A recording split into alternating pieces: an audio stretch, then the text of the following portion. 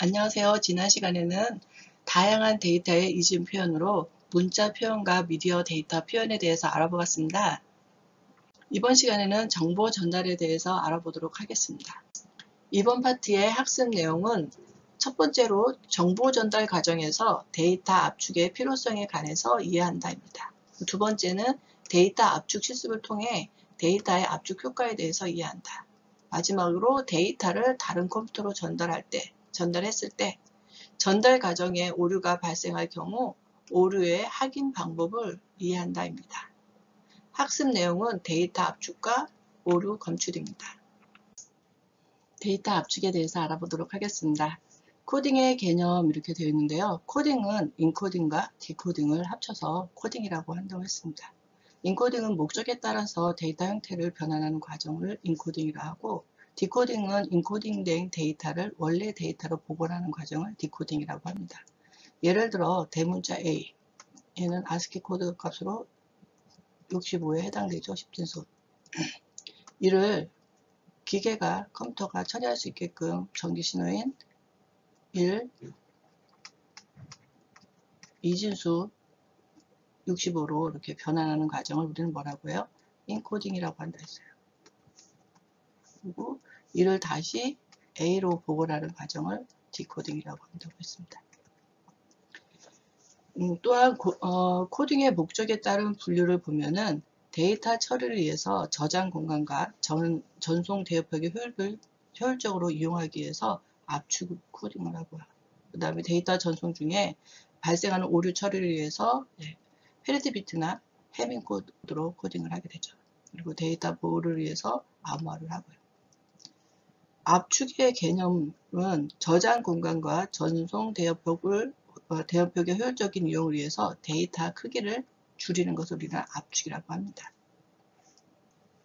압축의 필요성은 대용량의 멀티미디어 데이터를 컴퓨터에 저장한다거나 네트워크를 통해 다른 기기로 전송할 때 많은 자원이 소모되므로 데이터를 줄이기 위해서 압축을 하는 것이죠. 그래서 압축을 줄이는 방법에는 중복성을 제거하는 건데요. 크게 시간적인 중복성과 공간적인 중복성 두 가지를 통해서 데이터를 압축을 합니다. 시간적인 중복성은 시간 흐름에 따라 동일한 데이터가 반복적으로 나타나는 부분을 코딩을 해서 데이터를 줄이는데, 대표적인 데이터가 사운드 데이터나 동영상 데이터가 있습니다. 공간적 중복성을 줄이는 방법으로 데이터를 압축하는 방법으로는 공간상의 여러 위치에 같은 데이터가 중복해서 나타날 때 사용하는데, 그 대표적인 데이터가 정지 영상, 이미지를 말하는 거죠. 문서 데이터, 동영상 데이터 등을 이용을 합니다. 이와 같이 압축을 하게 되면은 자원 전략, 데이터가 주니까 저장 공간이 그죠 효율적으로 쓸 거고, 또 네트워크에 통해서 데이터를 전송할 때도 효율적으로 이용이 될 겁니다. 자원의 전략이 가장 큰 목적이 되겠죠.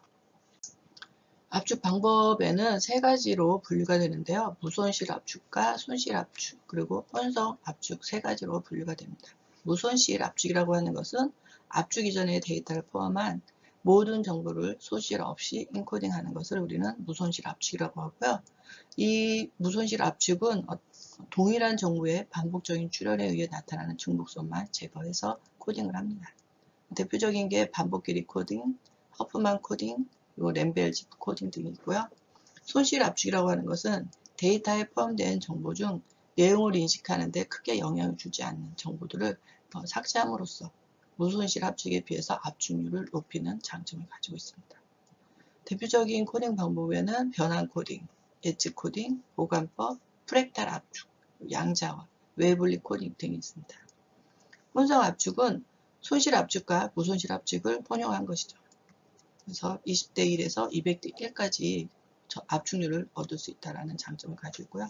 대부분의 표준 압축 기법이 이 혼성 압축 기법을 적용을 합니다. 그래서 JPG, GIF, 그 다음에 H.261, H.263, 그리고 MPEG 등이 여기에 해당이 되는 거죠. 데이터 압축 방법에 대해서 몇 가지 알아보도록 하겠습니다. 제일 먼저 반복끼리 코딩이라고 하는 것인데요. 이거는 연속적으로 반복되는 정보들을 그 정보와 반복되는 횟수로 표현하는 코딩 방법입니다. 예를 들어서 여기에 T, A, B가 14개가 있죠. 그리고 GLC라고 하는 데이터가 있다면 이거를 압축하는 방법은 TA하고 B가 개수가 14개고 그 다음에 그 뒤에 GLC 이렇게 나타나면은 실제 19개 그죠? 19개 데이터가 몇 개로 줄은 거예요? 6개 9개로 줄은 거죠. 데이터 양이. 이렇게 해서 앞 데이터를 줄이는 방법을 반복끼리 코딩이 되겠습니다. 다음은 변환 코딩입니다. 트랜스폼 코딩이라고 하고 이것은 신호 하나에 주로 시간이나 공간 영역의 데이터를 주파수대 영역으로 변환해서 데이터를 압축하는 기법입니다. 그래서 데이터를 구성하는 단위 정보의 개수를 줄이는 효과가 있죠. 그래서 대표적인 게 FFT라 해서 Fast 퓨리의 트랜스폼이라고 해서 시간 영역을 주파수대로 바꾸는 기법이 있고요. DCT, 디스크리트 코사인 트랜스폼이라 해서 공간 영역을 주파수로 바꾸는 그러한 기법이 있습니다. 그래서 시간 영역 같은 경우는 음성 파일이 그죠? 주파수대로 바뀔 거고 공간은 이미지가 주파수대로 바뀌겠죠. 그래서 시간 영역으로 본 데이터는 다음과 같이 이렇게 연속 데이터로 데이터들을 표현할 수 있습니다. 이거를 디스크리트하게 주파수대로 이렇게 표현하게 되면은 주파수는 이렇게 보면은 딱 보기에도 컴퓨터가 처리하기 쉽게 그죠? 디스크리트 하니까 그러니까 나눠져 있으니까 분석하고 해석하는데 용이할 거라고 할 수가 있고요. 데이터 양도 무수히 많은 것 중에 이렇게 보면 데이터 양이 적어진 거를 확인할 수 있을 겁니다. 이렇게 데이터 양이 줄고 그리고 분석하고 해석하기는 용이하지만 이거를 다시 원성복귀하는데 복소수 계산이기 때문에 좀 복잡하다는 장점을 가지고 있기도 합니다. 다음은 보관법입니다. 연속된 비슷한 정보들을 몇 개만 저장을 하는 방법으로 이미지에서 픽셀들을 띄엄띄엄 전송하고 그 사이의 픽셀들을 보관법을 통해서 보관하는 방법인데요. 이때 데이터 복원 시 보관을 통해서 그 삭제된 정보를 복원하게 됩니다. 그래서 여기 보면 0에서부터 7까지 데이터가 쭉 가는데 중간에 그죠 유사한 데는 이렇게 띄워놓고 중간중간에 넣고 요 사이에 인접해 있는 거를 보관법을 적용해서 데이터를 채워내는 그런 방법이 되겠습니다.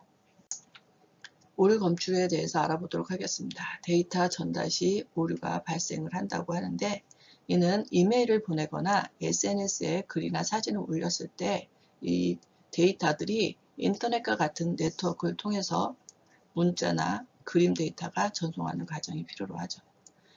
이때 이 과정 중에 전달되는 데이터가 손상되거나 손실이 되는 일이 발생할 수 있습니다. 예를 들어서 데이터 전송 도중에 일시적으로 정전이 일어난다거나 아니면 전기 스파크에 의해서 순간 데이터가 바뀌거나 손실이 될 수 있다는 거죠. 그래서 데이터를 주고받을 때 전송한 데이터와 그 다음에 전달받은 데이터가 일치하는지를 체크하는 방법이 필요하겠죠. 그 방법이 가장 간단한 방법이 페리티 비트라고 하는 것입니다. 그래서 페리티 비트 체크라고 하는 것은 오류 검출 보호에서 가장 간단한 형태입니다.